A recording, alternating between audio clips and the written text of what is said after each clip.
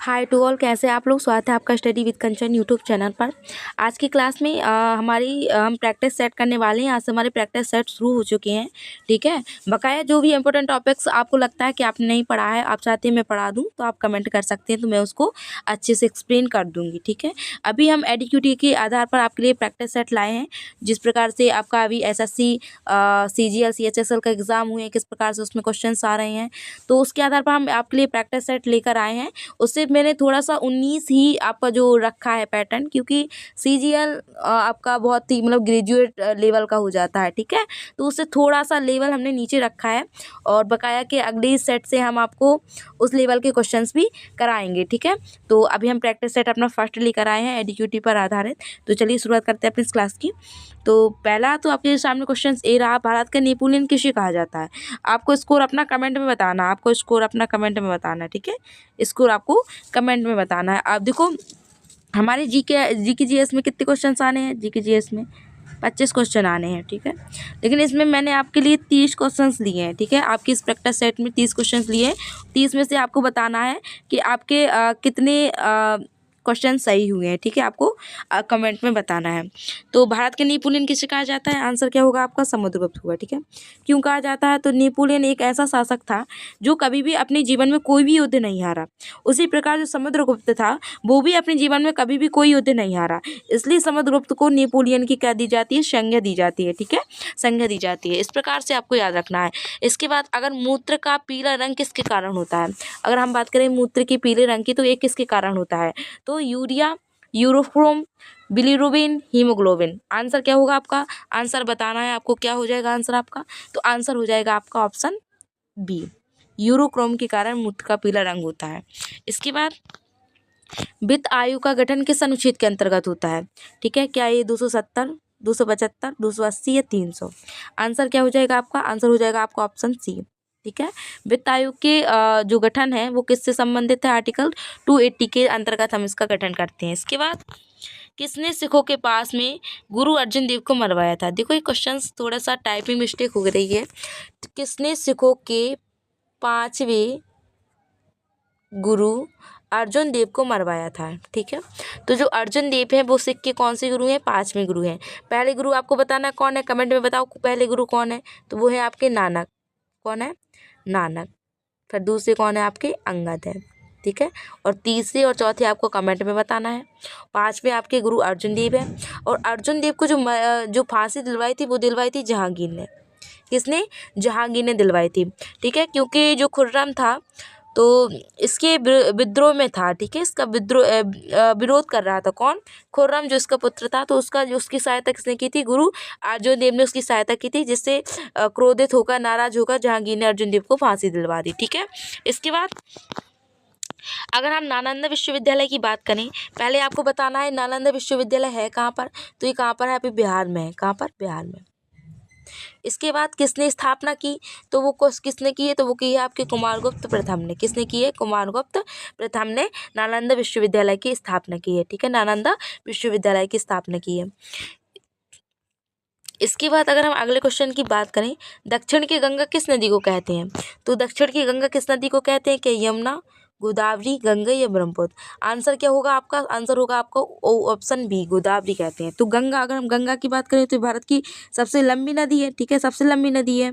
इसी प्रकार जो गोदावरी है वो दक्षिण भारत की सबसे लंबी नदी है। अगर दक्षिण भारत में जाएँ, साउथ में जाएं, तो गोदावरी जो है दक्षिण भारत की सबसे लंबी नदी है, इस कारण इसको दक्षिण की गंगा भी कहा जाता है। इस प्रकार से आपको याद रखना है। इसके बाद एक मिनट, इसके बाद अगर हम भारतीय संविधान लागू हुआ तो कब हुआ आपको बताना है। आंसर क्या हो जाएगा आपका, 26 जनवरी 1950 को आपका भारतीय संविधान लागू हुआ। आपको बताना है संविधान दिवस हम कब मनाते हैं, कब मनाते हैं, ठीक है, कब मनाते हैं।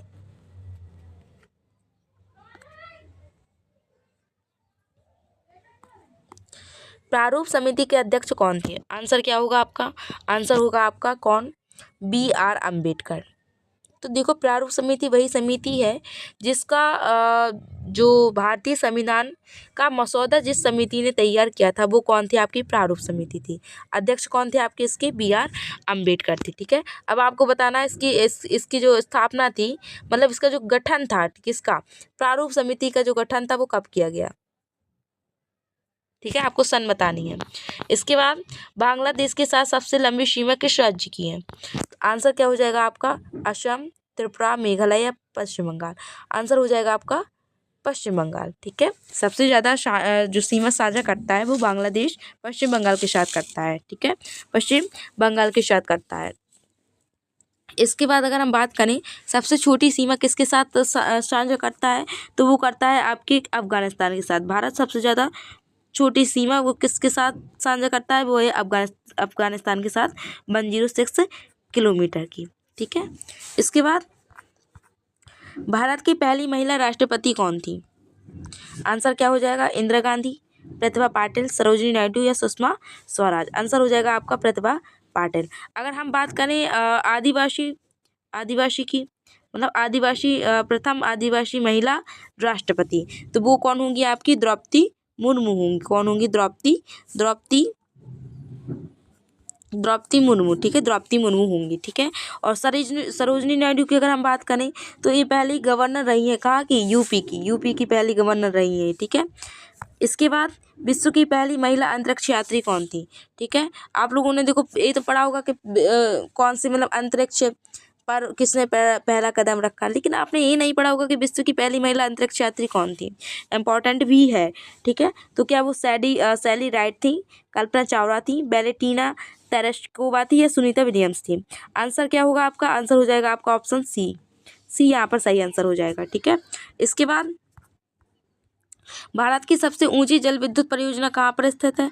आंसर हो जाएगा आपका ऑप्शन बी, हिमाचल प्रदेश सही आंसर हो जाएगा। इसके बाद अगला क्वेश्चन देखें, भारत का सबसे पुराना फुटबॉल टूर्नामेंट कौन सा है। क्या Santosh trophy, Durand cup, IF shields, Nehru cup. Answer क्या हो जाएगा, डूरंड कप इसका सही आंसर है। इसके बाद निःशुल्क एवं अनिवार्य शिक्षक किस अनुच्छेद में है, तो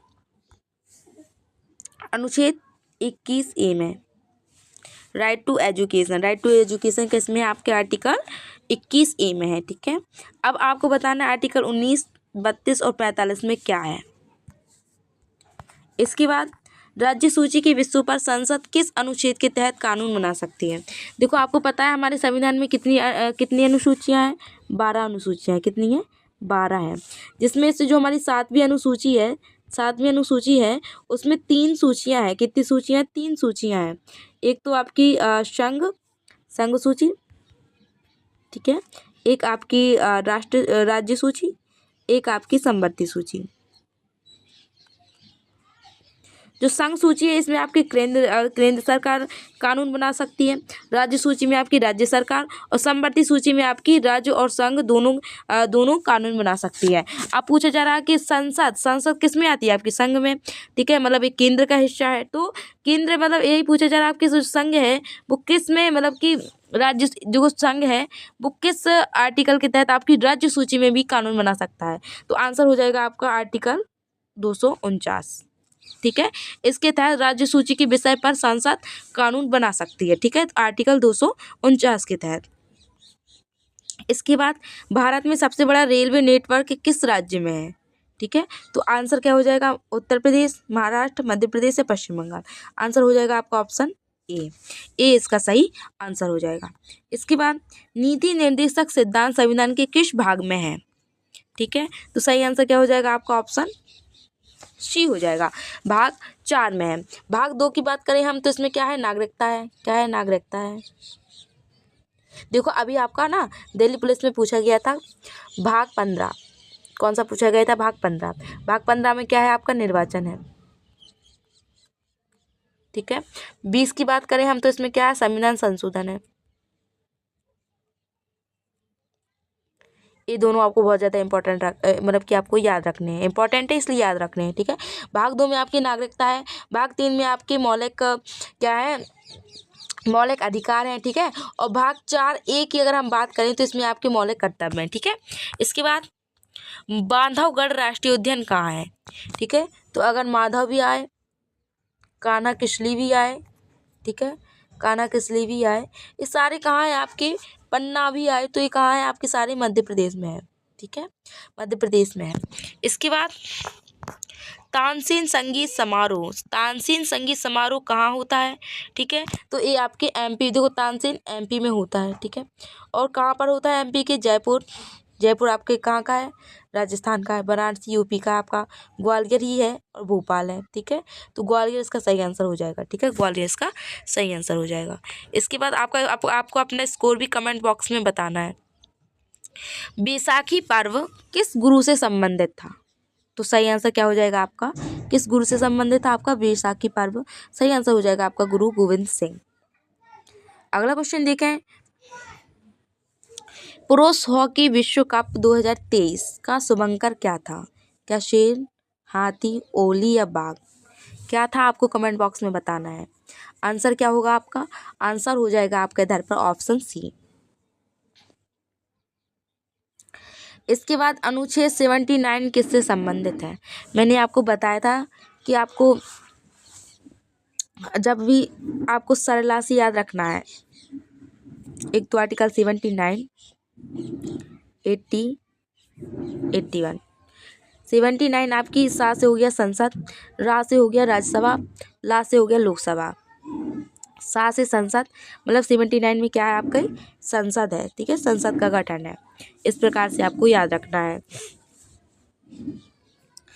इसके बाद 38वें राष्ट्रीय खेल कहाँ पर आयोजित किए गए? ठीक है, तो 38वें राष्ट्रीय खेल कहाँ पर हुए हैं आपको बताना है। कौन से नंबर के थे? तो मतलब कि कब हुए? तो 2025 में ही हुए। ठीक है, कहाँ पर हुए? तो ये हुए हैं आपके उत्तराखंड में। कहाँ पर हुए हैं? उत्तराखंड में। अगर हम बिहार की बात करें तो यहाँ पर खेलो इंडिया यूथ गेम हुए हैं। कौन से यूथ गेम? दिल्ली की बात करें तो यहाँ पर पैरा गेम हुए हैं। क्या हुए हैं? Para game. ठीक है, पैरा गेम हो गया है। तो 38वें राष्ट्रीय खेल कहाँ पर हुए हैं? आपके उत्तराखंड में हुए हैं। ठीक है, और इसमें टॉप किसने किया है? टॉप की अगर हम टॉप की बात करें, ठीक है, अगर हम टॉप की बात करें तो सर्विसेज सेना, सर्विसेज सेना ने इसमें टॉप किया है। और अगर हम स्टेट की बात करें तो महाराष्ट्र, तो महाराष्ट्र ने इसमें टॉप किया है। ठीक है, आपको याद रखना है, इंपॉर्टेंट है इसलिए आपको याद रखना है। और हम इसके अगर शुभंकर की बात करें तो मौली इसका शुभंकर था। इसके बाद अगला क्वेश्चन देखा अनुच्छेद 370। तो ये जम्मू कश्मीर से संबंधित था, लेकिन अब इसको क्या कर दिया गया? हटा दिया गया है। ठीक है, हटा दिया गया है। इसके बाद भारत का सबसे बड़ा रेलवे जोन कौन सा है? ठीक है, आंसर क्या हो जाएगा आपका? Option B. चंपारण सत्याग्रह कब हुआ था? पहले तो आपको बताना, तो 1916 में जो गांधी जी हैं तो वो अफ्रीका से वापस आए।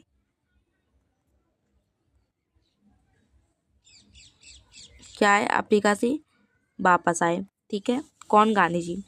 इसके बाद 1917 में एक मिनट 1917 में उनका क्या हुआ? चंपारण हुआ। खेड़ा आपको कमेंट में बताना है। सजदा और प्रोबोस, सजदा और प्रोबोस, ठीक है, सजदा और प्रोबोस प्रथा किसने चलाई? ठीक है, क्या ये अकबर, बलबन, इल्तुतमिश या जहांगीर? आंसर क्या होगा आपका? आंसर होगा आपका ऑप्शन बी। बलबन ने ये सजदा और प्रबोस प्रथा चलाई। इसमें क्या होता था, जब कोई भी व्यक्ति दरबार में जाता था तो उसको अपने घुटने टेक कर किसको?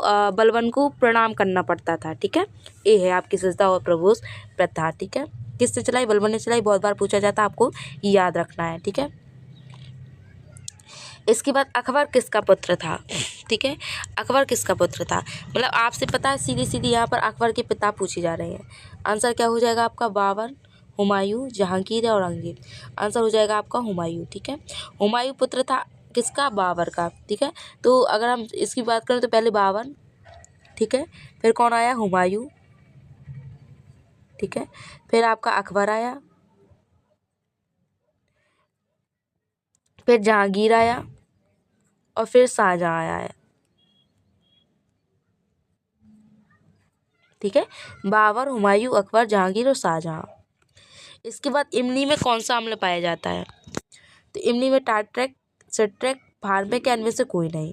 आंसर क्या होगा आपका? आंसर होगा आपका टार्ट्रिक अम्ल। ठीक है, इसके बाद तीसरी पंचवर्षीय योजना के असफल होने का क्या कारण था? भारत चीन का युद्ध कब हुआ था? 1961 में।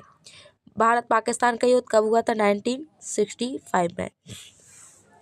यह भारत में अशांति इसका कारण था, या फिर ऑप्शन ए और बी दोनों? तो सही आंसर क्या हो जाएगा आपका? Option D. 1961 1965 में क्या हो गया था? भारत और पाकिस्तान और भारत और चीन का युद्ध हो गया था, जिसके कारण तीसरी जो पंचवर्षीय योजना थी वो असफल रही। अब आपको बताना है जो तीसरी पंचवर्षीय योजना की आपको तिथि बतानी है, कब से कब तक रही है, कमेंट बॉक्स में। इसके बाद आपको अपना पूरा स्कोर बताना है। क्या स्कोर रहा आपका? 30 क्वेश्चंस में से आपने कितने क्वेश्चन सही किए? ठीक है, और ये देखो, ये आपका पहला प्रैक्टिस सेट था, इसलिए मैं थोड़ी सी आपके लिए क्वेश्चंस इजी लाई हूँ। ठीक है, लेकिन अब की बार से मैं आपके लिए इजी क्वेश्चंस नहीं लाऊंगी। जो अभी आपके एग्ज़ाम में पूछे गए हैं बिल्कुल मैं आपको वैसे क्वेश्चन दूंगी। ठीक है,